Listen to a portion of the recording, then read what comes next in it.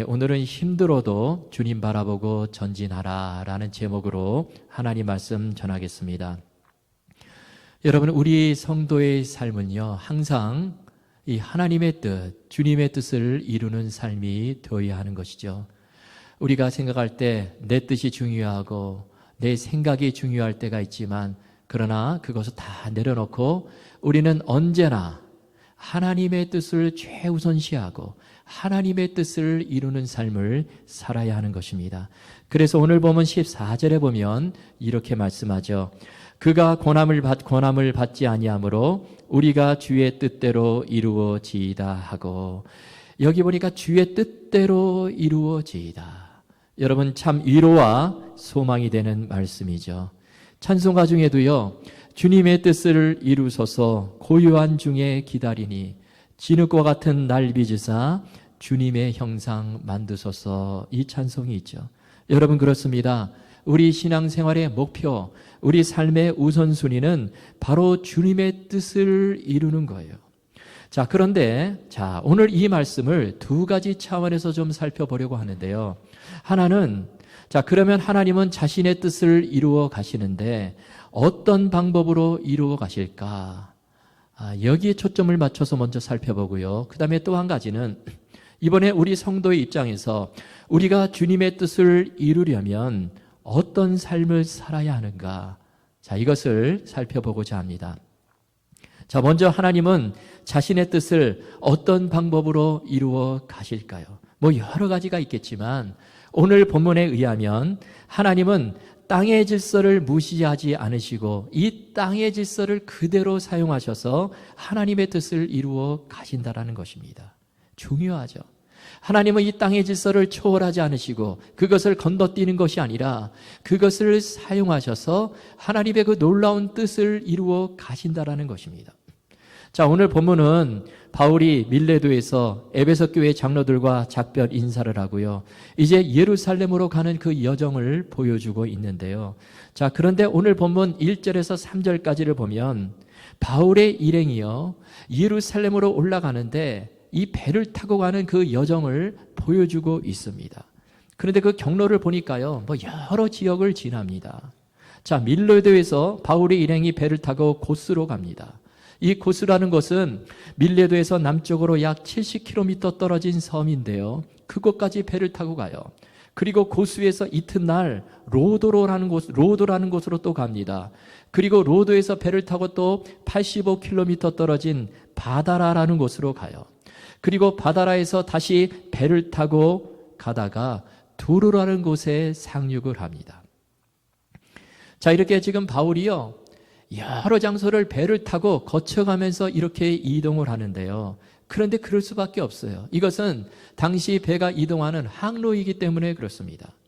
여러분, 우리가 차를 타고 가다 보면 그냥 직선거리로 곧바로 가는 것이 아니죠. 가는 도중에 꼭 거쳐야 하는 도시들이 있습니다. 마찬가지로 지금 바울 배를 타고 가는데요, 이런 지역들을 거쳐서 가는 것입니다. 그런데 오늘 본문은 이런 지명들을요, 하나하나 그대로 나열하고 있어요.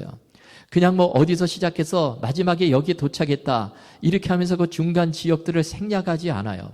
그 복잡한 지역들을, 그 지역의 이름들을 다 일일이 나열을 하고 있습니다. 그러면 왜 이렇게 본문은 기록을 하고 있을까요? 여기에 중요한 메시지가 있습니다. 무슨 메시지가 있을까요? 이것은 배를 타고 지금 이런 항로를 따라 여러 지역을 거쳐서 이동하는 것, 이것이 이 땅의 질서인데 하나님은 그 땅의 질서를 무시하지 않으시고 그대로 사용하신다는 것을 보여주는 거예요. 이렇게 함으로 하나님의 일을 이루어 가신다라는 것입니다.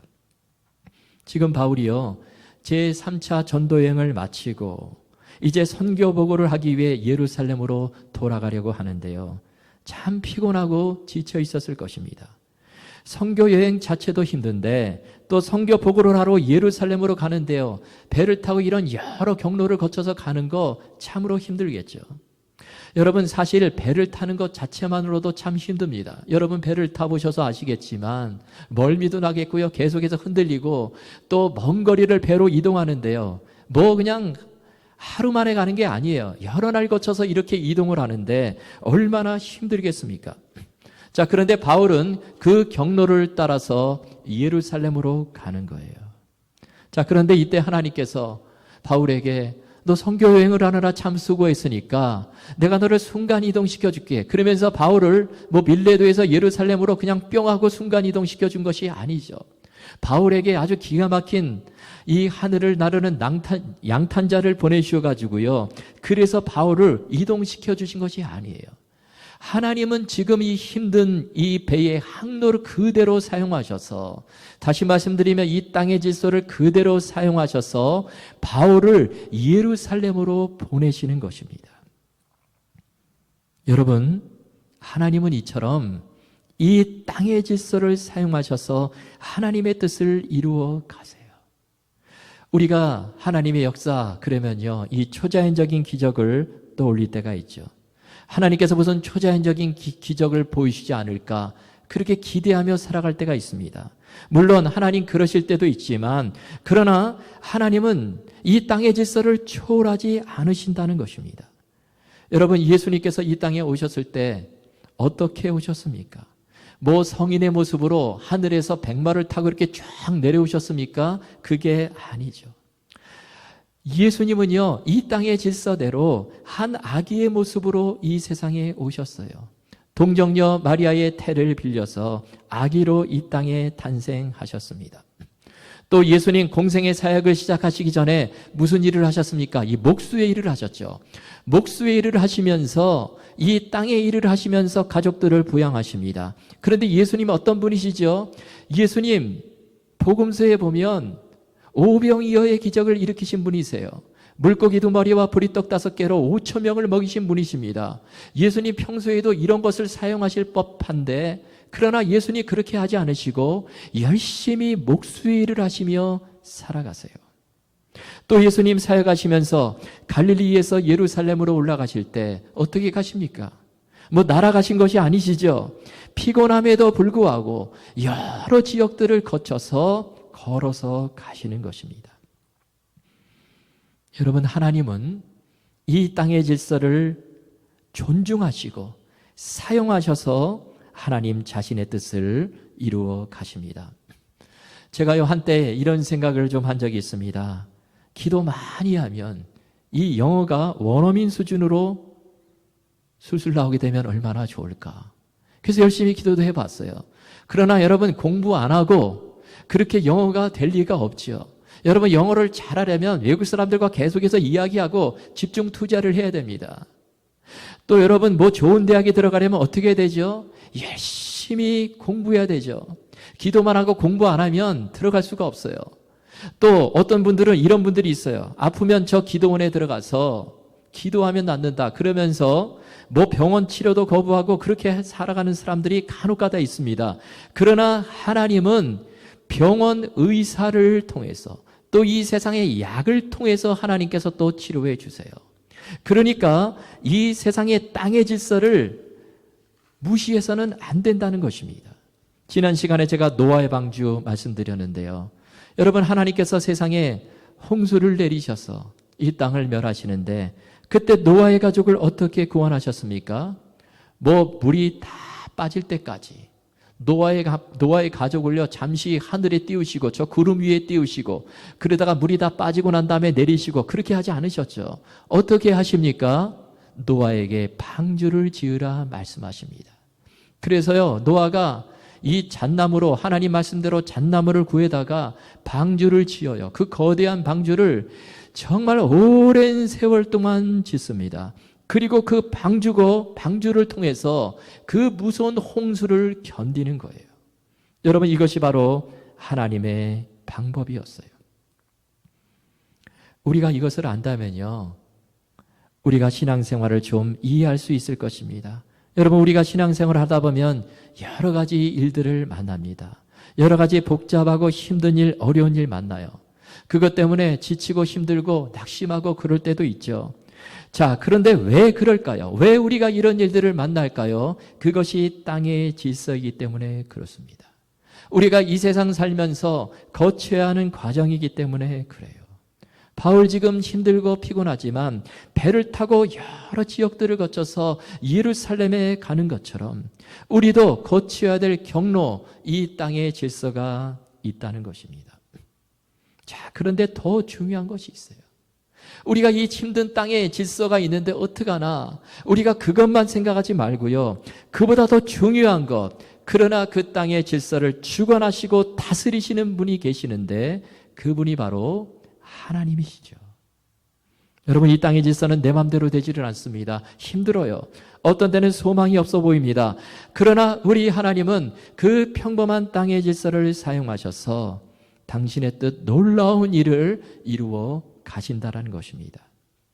그래서요, 우리가 이 땅의 질서를 통해서 그렇게 살아갈 때 처음에는 아무 일도 일어나지 않는 것처럼 보이지만, 그러나 그 가운데 하나님의 놀라운 섭리의 손길이 뻗쳐 있어요.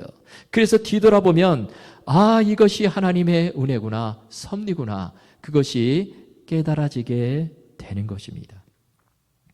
사도행전 23장에 보면요, 그런 예가 나오죠. 바울을 죽이려고 이 칼을 갈고 있는 암살단 40명이 나옵니다. 바울을 죽이려고 길에서 매복해서 그렇게 바울을 생명을 노리는 암살단 40명이 있었어요. 이런 사람들이 길에 매복하고 있으면 바울 길을 자유롭게 다니다가 그냥 죽임을 당하겠죠. 자, 그런데 바울이 어떻게 됩니까? 하나님께서 바울을요, 힘센 사람, 슈퍼맨으로 만드셔가지고 저 사람들 다 물리치게 그렇게 하셨습니까? 아니죠. 하나님은 이 땅의 질서를 사용하십니다. 그래서 하나님께서 바울을 죄수의 신분으로 만들어주세요. 그래가지고 보호를 하십니다.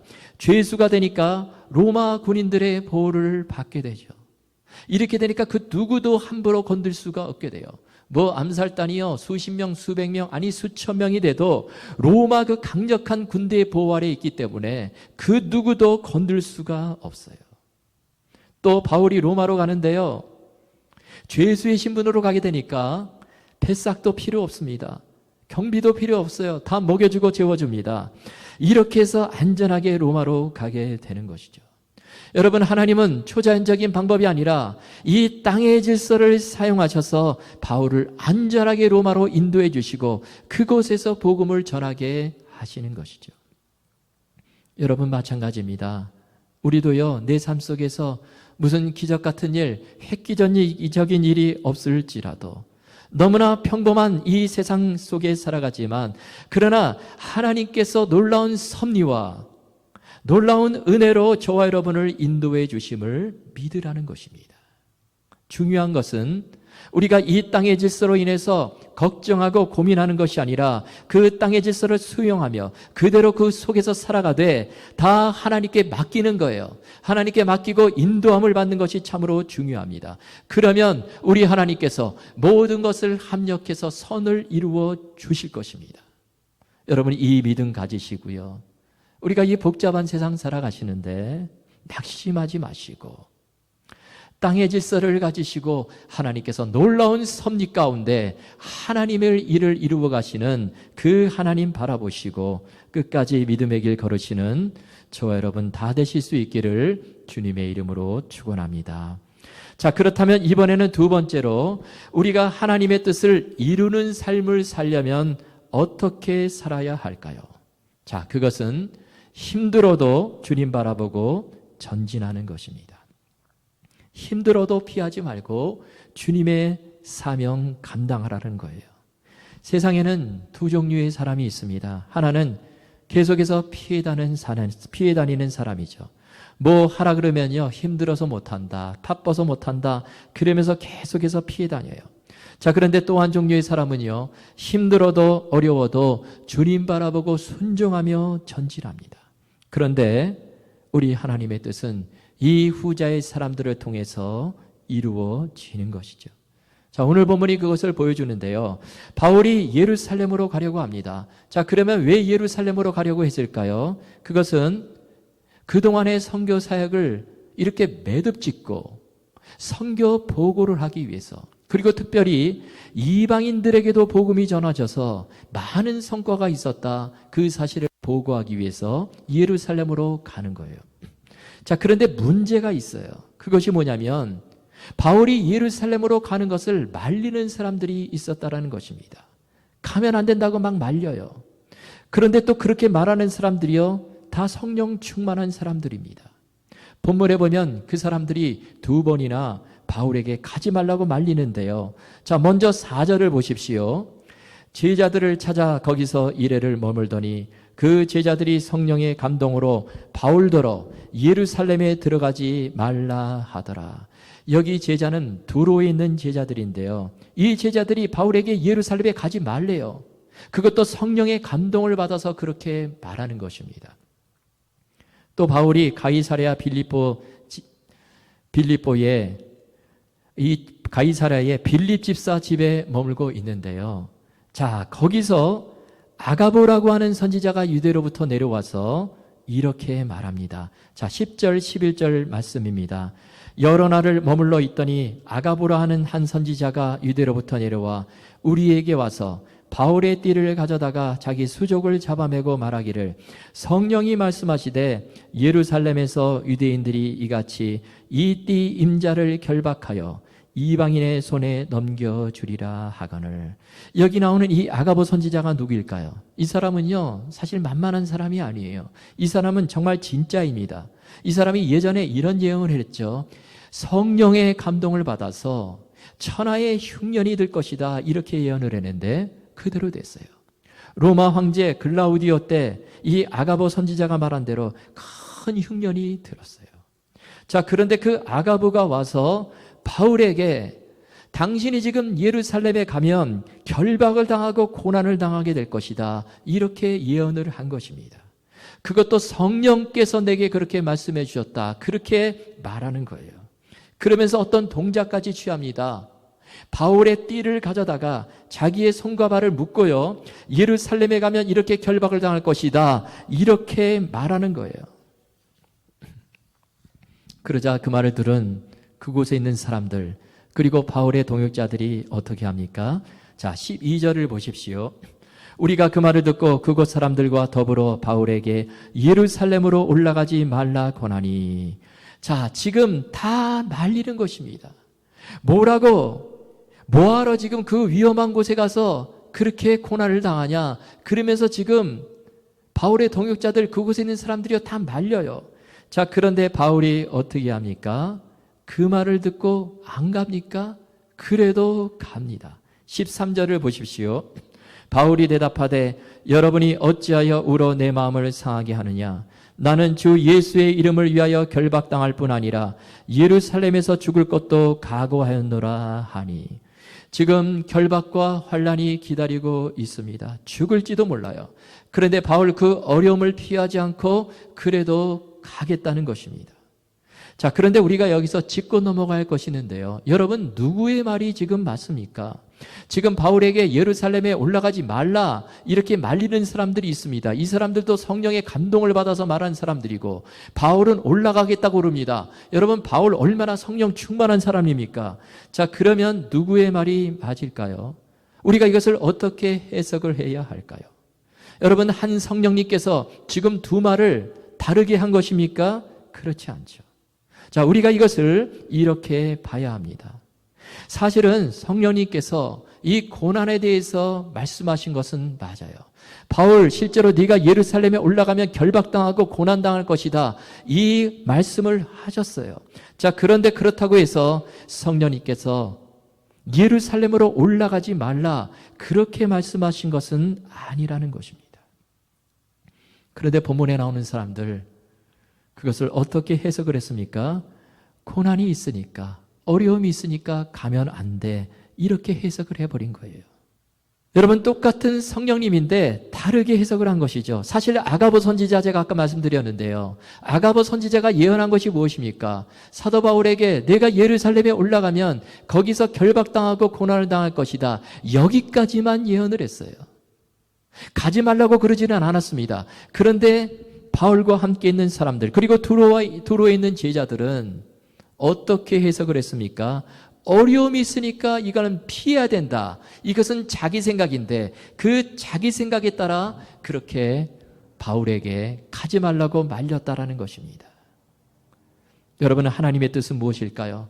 바울이 예루살렘에 올라가는 것입니다. 올라가서 거기서 결박당하고 죄수의 신분이 되고 그래서 안전하게 로마로 가는 것, 이것이 하나님의 뜻이었어요. 자, 그런데 바울 어떻게 합니까? 어려움이 있어도 피하지 않고 주님 바라보고 전진하는 것입니다. 그래서 바울이 예루살렘을 거쳐서 로마로 가게 되죠. 그래서 하나님의 놀라운 일들이 이루어지는 것입니다. 어느 시골에 살고 있는 할머니가요, 아주 어렵게 고생을 해서 아들을 열심히 공부를 시켜가지고 나중에 그 아들이 서울에서 크게 출세를 했습니다. 그래서 이 할머니가요, 서울에 살고 있는 아들을 보기 위해서 이제 비행기를 타고 가는데요. 그래서 이 비행기를 탔어요. 타고 보니까 저 앞자리를 보니까 아주 크고 넓은 그런 자리가 보여요. 비즈니스석이죠. 그래서 거기 빈자리에 가서 그냥 앉았습니다. 그러자 승무원이 다가와서, 할머니, 이 자리에 앉으면 안 됩니다. 저 뒷자리에 가서 앉으세요. 그래도요, 이 할머니가 막무가내예요. 아무리 설득을 해도 듣지를 않습니다. 그러자 잠시 후에 기장이 나오더니요, 할머니 귀에다 대고 뭐라고 한마디를 하니까 이 할머니가 그 자리에서 일어나 저 뒤에 이코노믹석으로 가서 앉는 것입니다. 그래서 승무원이 너무 신기해가지고 기장님께 물었어요. 도대체 뭐라고 그러셨습니까? 그랬더니, 할머니, 서울 가시지요. 앞자리는 부산 가는 자리이고 뒷자리가 서울 가는 자리입니다. 그렇게 말했다는 것입니다. 여러분, 우리 사람들이요, 사실 다 이 할머니의 마음과 같아요. 넓고 편한 것을 좋아합니다. 힘들고 어려운 일 되도록 피하려고 하죠. 그러나 우리가 신앙생활하면서 어렵고 힘들다고 계속해서 피해버리면 주님께 쓰임을 받을 수가 없습니다. 주님의 뜻을 이루어 드릴 수가 없어요. 여러분, 하나님께서 어떤 사람들에게 역사해 주실까요? 하나님께서 어떤 사람들에게 은혜를 주시고 하나님의 그 놀라운 섭리의 손길을 펼쳐 가실까요? 힘들어도 주님 바라보고 전진하는 사람이에요. 피하지 않고 계속해서 하나님 바라보고 앞으로 나아가는 사람입니다. 힘들어도 하나님의 귀한 사명을 감당하는 사람. 바로 그러한 사람에게 하나님께서 놀라운 은혜와 섭리의 손길로 인도해 주신다는 것입니다.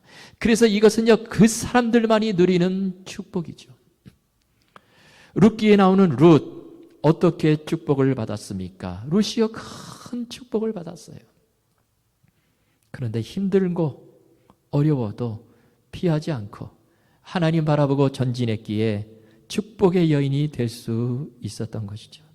룻은요, 이방 여인, 모압 여인입니다. 그런데 그런 룻에게 선택의 순간이 다가오죠. 그 시어머니, 이 나오미의 가족이 이 모압 땅에 와서 건너와서 살고 있는데요. 어떻게 됩니까? 이 룻이요, 이 나오미의 아들과 결혼해서 그렇게 사는데 남편이 죽고 시아버지도 죽고 이제는 시어머니 나오미와 룻 달랑 둘만 남았어요. 그런데 이 나오미가 다시 예루살렘으로 돌아가려고 하는 그 순간에 여러분, 이 룻이 어떻게 합니까? 정말 중요한 선택의 순간이 다가오죠. 저 빈털털이 아무것도 없는 저 나오미 시어머니 나오미를 따라서 베들레헴에 가서, 그 낯선 땅 베들레헴에 가서, 문화도 다르고 정말 모든 것이 다른 그 낯선 곳 베들레헴에 가서 살 것인가? 아니면 모든 것이 익숙하고 편한 이 모압 땅에 남아서 그렇게 살 것인가?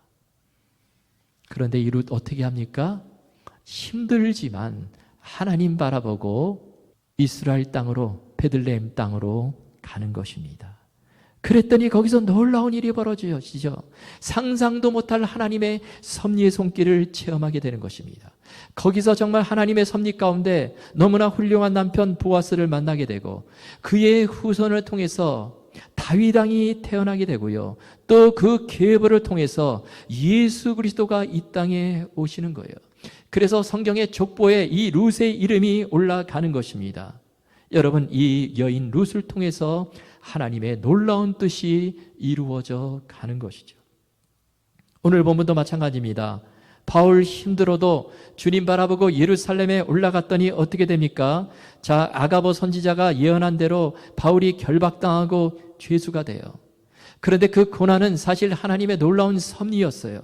아가보 선지자가 이렇게 예언을 했죠. 11절 보십시오.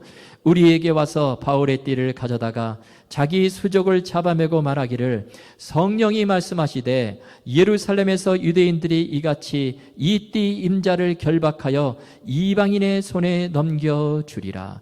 여기 이방인이 나오는데요. 이방인은 바로 로마 사람들을 말하죠. 그런데 그 로마 사람들의 손에 넘겨진다는 것인데 이 손해라는 이 단어를 헬라어로 보면 그 뜻이 권세 아래 놓여지다 그런 뜻입니다. 그러니까 여러분 바울이요 지금 붙잡히고 결박당하고 옥에 갇히고 재판받는 그 모든 과정이 다 이 로마 권세 아래 놓여지게 되었다는 것입니다. 자, 그런데 더 중요한 것은 누가 이런 바울을 이방인의 손에 로마 권세, 로마 사람들의 권세 아래 두셨을까요? 그분이 바로 하나님이세요. 이미 말씀드린 것처럼 하나님께서 바울을 로마로 안전하게 인도하기 위해서 그 강력한 로마 군대의 권세 아래에 두신 것입니다. 놀라운 섭리죠. 그래서 바울이요 로마로 향해 가고요 그곳에서 복음을 전하고 나중에 그 로마 전체가 복음으로 뒤집어지게 되는 놀라운 역사를 보게 되는 것입니다. 여러분, 이런 놀라운 하나님의 은혜 섭리 누가 체험할 수 있습니까? 힘들어도 주님 바라보고 계속해서 전진하는 사람, 그 사람들만이 체험할 수 있는 것이죠. 보면 교회를 오래 다녀도요 신앙이 잘 자라지 않는 분들이 있습니다. 수십 년 신앙생활을 해도요 그대로인 분들이 계세요. 왜 그럴까요? 어려움이 있으면 피하기 때문에 그래요. 뒤로 물러나기 때문에 그렇습니다. 그러나 이렇게 되면 놀라운 하나님의 은혜, 섭리를 누릴 수가 없는 것입니다. 또 이렇게 되니까 확신이 없어지죠. 이렇게 되니까 믿음이 자라나지를 않습니다. 여러분, 우리는 힘들어도 주님 바라보고 날마다 전진하는 사람들이 되어야 합니다. 지금 우리가 코로나19 이 시대를 살아가는데요. 여러 가지 어려움들이 있죠. 사는 것도 힘들고 직장도 힘들고 또 이로 인해서 불안도 엄습해 옵니다. 그러나 그러한 가운데서도 살아계신 하나님 바라보시고 피하지 마시고 계속해서 믿음의 전진을 하라라는 것입니다.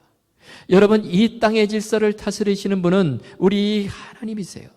바울을 로마로 안전하게 인도하신 그 하나님께서 저와 여러분의 모든 길도 선하게 인도해 주실 것입니다.